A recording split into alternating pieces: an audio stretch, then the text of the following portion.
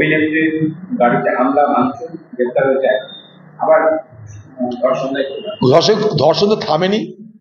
আরজিকর অনেক ধর্ষণের মধ্যে একটা উল্লেখযোগ্য ধর্ষণ এবং খুন, যেটা শুধু রাজ্যের নয় দেশের এবং বিশ্বের নজর কেড়েছে।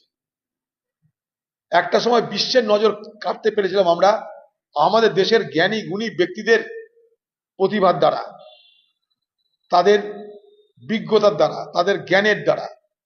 আজ আমরা বিশ্বের নজর কাটছি, দেশের নজর কাটছি এই রাজ্যের অপরাধের তালিকার দ্বারা, অপরাধের নৃশংসতার দ্বারা, অপরাধের নিষ্ঠুরতার দ্বারা। দুর্ভাগ্য আমাদের।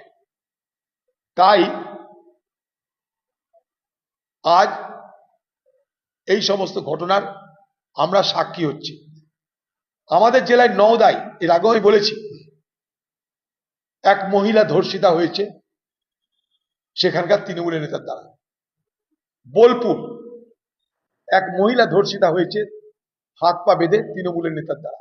বর্ধমান আজকে নায়িকার গাড়িতে হামলা। পশ্চিমবঙ্গে যতদিন তৃণমূল সরকার এবং তার মদতপ্রাপ্ত তৃণমূলের বাহিনী থাকবে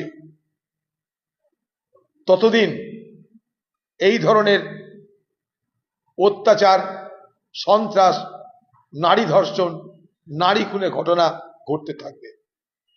বাংলার মুখ্যমন্ত্রী, তিনি মহিলা হয়েও, বাংলার মুখ্যমন্ত্রী এতদিন পদ সামাল দিয়েও শুধু ভোটের নিরিখে তিনি জিতে যাচ্ছেন, আর বাংলার মানুষ এই দুর্ভোগের শিকার হচ্ছেন।